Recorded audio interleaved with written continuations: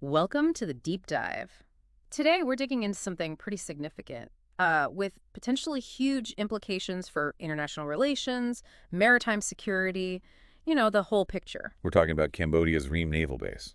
Exactly. And specifically, some recent events there. We're working off reporting from the Eurasian Times today. Right. And our mission really is to unpack what's going on, look at the key developments, the different angles, and, well, what it means for the bigger strategic game, especially in Southeast Asia. It's definitely something people are watching closely. Absolutely. And if you're maybe keeping tabs on these geopolitical shifts, perhaps with an eye on, say, the UPSC exams, this is definitely a development you need to understand. For sure. So let's start with the main event recently, the visit of some Japanese ships to Ream. Yeah, that was fascinating. On April 19th, you had two Japanese maritime self-defense force ships, the Bungo and the Itajima, Okay. docking at Ream. And this is key. They were the first foreign vessels to visit since the base finished its big upgrade. Wow, okay. And that upgrade finished quite recently, didn't it? Just inaugurated in April. That's right, very shortly before the Japanese visit. So you have this major upgrade heavily backed by China. Right. And the first ships to pull in are Japanese. It immediately flags how complex this situation is. Okay, so let's talk about that inauguration. It wasn't a low-key affair, was it? Not at all. You had the Cambodian Prime Minister, Hun Manet, there, and alongside him, a pretty senior delegation from China's PLA, the People's Liberation Army.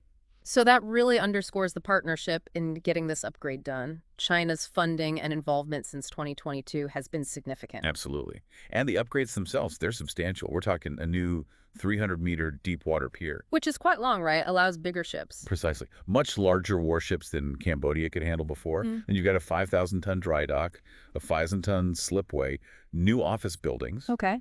and, maybe most importantly, this new Cambodia-China Joint Logistics and Training Center. Right. We'll definitely need to circle back to that center. So Cambodia is working hand in glove with China on the hardware. But what are they actually saying about who gets to use this shiny new base? Well, Prime Minister Hun Manet has been quite vocal on this. Okay. At the inauguration, he made a point of saying the base has nothing to hide, and, crucially, that it welcomes ships from all nations. So pushing back against the idea it's just for China? Directly. He rejected any idea that Beijing would get exclusive use. He even brought up the Cambodian constitution, saying Cambodia won't allow any country to set up an exclusive base on its soil. Okay, that sounds pretty firm. A commitment to neutrality, on paper at least. Yes. But then you see these joint military exercises happening almost immediately after the inauguration. That seems to point the other way. That's the other side of the coin, exactly. Just days later, Cambodian and Chinese forces were conducting joint drills right near Ream. Focus on maritime stuff? Maritime operations, disaster response. It really highlights the ongoing, and you can say deepening, security partnership with China. So you've got this declared openness, welcoming everyone, but then very concrete military cooperation, specifically with Beijing. It's layered. It's definitely a nuanced picture. You have to look at both sides. Okay, let's swing back to that Japanese visit. The Bungo and Itajima. They were on a longer goodwill tour, right? Not just visiting Cambodia. Correct. It was part of a mission that started way back in January, supposedly 2025, according to the source, visiting 11 countries in total. And what did the Japanese embassy in Phnom Penh say about docking at Ream? They framed it positively, called it a significant moment for boosting defense cooperation between Japan and Cambodia. And they also made sure to note Cambodia's statement that the base is open to all. And didn't one of the Japanese officials make a comment about freedom of navigation? Yes, Yoshi Asagi from the embassy. There was this, well, quite carefully worded statement about the importance of freedom of navigation, free and open international order based on international law and its development. That doesn't sound like random diplomatic speak. Not in that part of the world. Absolutely not, given China's claims and actions in the South China Sea. Right, claiming almost all of it. That statement, however subtle, carries real weight. It's Japan reaffirming the rules-based order, where, let's be honest, it's being seriously challenged. So Japan visits, Cambodia welcomes them, Japan makes a point about international law. But what are the experts, the analysts, saying about the bigger picture here? Are they reassured? Not really. Yeah. Despite the Japanese ships docking, the general consensus among experts like those cited in the Eurasian Times is that this upgraded base is still a game changer for China's influence. How so? It substantially increases Beijing's reach its ability to project power right into the Gulf of Thailand and, by extension, the South China Sea. So the Japanese visit is maybe symbolic, but the underlying strategic reality is a boost for China. That seems to be the main takeaway from analysts. Ream gives China a significant foothold, extending its reach much deeper into Southeast Asia. Okay, let's break that down. What are the specific strategic advantages for China having this enhanced access at Ream? Why this spot? Well, several things. First, just pure naval reach further south. Second, it helps tighten their grip on vital sea lanes. Like the Malacca Strait. Exactly. Ream offers relatively easy access towards Malacca. And that strait is, absolutely critical for trade, especially China's oil and gas imports. Having influence nearby gives them leverage. And in terms of military scenarios? If tensions ever flared up in the South China Sea, having a facility like Ream would let Beijing move forces into the area much more quickly. Some analysts even float the idea, maybe down the line, that it could be used to potentially interfere with passage through Malacca for others. That's a major concern. That's a huge set of potential gains. The Eurasian Times mentioned an analyst, Brian Wong, linking this to the bigger Belt and Road Initiative strategy. Right. Wong's view is that this isn't just about one base. It's part of a larger Chinese strategy under the BRI to sort of de-risk their supply lines. How? By diversifying access points, breaking potential maritime choke points like Malacca, and generally securing their sea routes. Ream fits into that pattern. Interesting. Okay, let's talk about that specific building we mentioned earlier, the Cambodia-China Joint Logistics and Training Center. What's its stated purpose? Officially, according to Cambodian officials, its main job is to host the annual Golden Dragon joint military exercises they do with China. Okay, makes sense. And China's take? China's Ministry of National Defense, they put out statements via the Global Times saying the center isn't aimed at any third country, but, and this is the key part, it will have necessary personnel from both countries based there to ensure smooth operation. Necessary personnel from both countries. That sounds potentially permanent. It certainly suggests an ongoing Chinese presence, yes. And another Chinese military expert, Zhang Zhenshe, elaborated a bit. What did he say? He talked about its core functions being joint support and joint training. The goal, to improve how the two militaries operate together and deal with regional security threats. So even if it's not called a Chinese base, the combination of this center with resident personnel and the regular joint exercises, it implies pretty sustained Chinese access, doesn't it? It strongly suggests that, yes, even without the formal label of an exclusive base.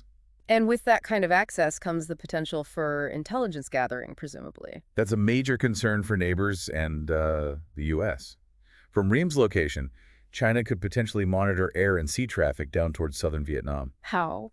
Using what? You could imagine advanced radar systems being installed, plus potential agreements to share intelligence collected by Cambodian forces.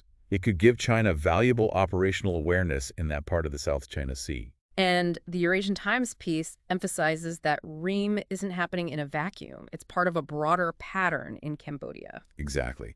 A pattern of China funding and building large infrastructure projects under the Belt and Road Initiative that could have, well, dual uses, civil and military. Can you give some examples mentioned? Sure. There's the Dar Sakor International Airport, noted for having a very long runway. Okay.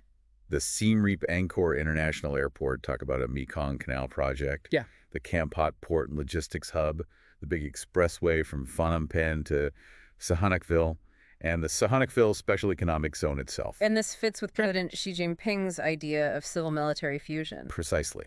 The concept that civilian infrastructure projects should be built in a way that they can also support military needs if required. Is that standard for BRI projects? The report notes that in some countries, there's actually a requirement for BRI projects to meet military standards. And the Observer Research Foundation.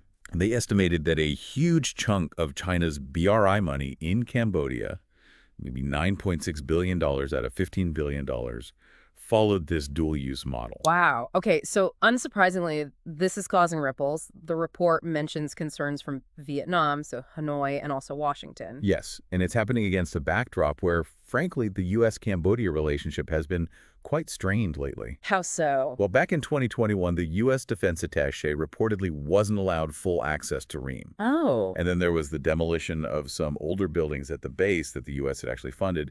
Cambodia said China wasn't involved in that decision, but it looks bad. It contrasts sharply with the past, when U.S. and Cambodian forces used to hold joint exercises at Ream before this big China-funded upgrade. Right. Okay, let's zoom out for the final piece here. China's overall strategy for overseas bases, they've got this massive modernizing navy. Huge navy, yeah. But compared to, say, the U.S., they don't have that global network of actual declared military bases, right? Yeah, that's a critical difference. China's navy is growing incredibly fast, but it lacks the global basing infrastructure that the U.S. has maintained for decades. And you need that network for true global power projection to be a proper blue water navy. Absolutely. Beijing knows this. Right now, their only officially acknowledged overseas military base is the one in Djibouti, in the Horn of Africa. So what's the strategy then, if not building lots of formal bases?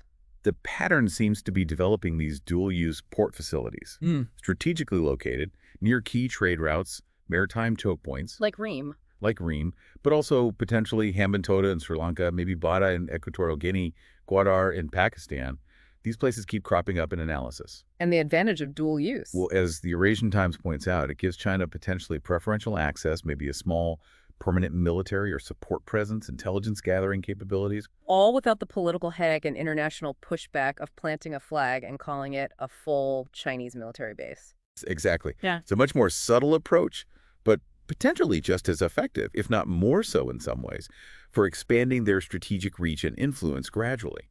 Okay, so wrapping this up. The key takeaway here, especially if you're following this for, say, UPSC prep or just understanding global shifts, is that what's happening at Ream, despite that symbolic Japanese visit, really highlights China's growing strategic footprint in Southeast Asia. It's a combination of direct upgrades like at Ream and this broader network of dual-use projects under the BRI banner. And it has major implications for regional power balances and, of course, maritime security. Which leads to the big question, really. It's something for you, the listener, to think about, particularly if you're trying to get your head around international relations for exams like the UPSC. Right. Given Cambodia's assurances of openness, but China's undeniable and growing strategic presence, what does the future actually look like for the South China Sea? How will other players, Japan, the U.S., ASEAN nations respond? And what are the longer-term consequences of these dual-use facilities becoming more common in key spots worldwide? It's a complex picture with no easy answers. Definitely something to keep watching. We really hope this deep dive has given you a clearer picture of this important ongoing story. For those of you preparing for the UPSC exams, understanding these kinds of international relations and security nuances is, well, it's vital for both prelims and mains. Absolutely.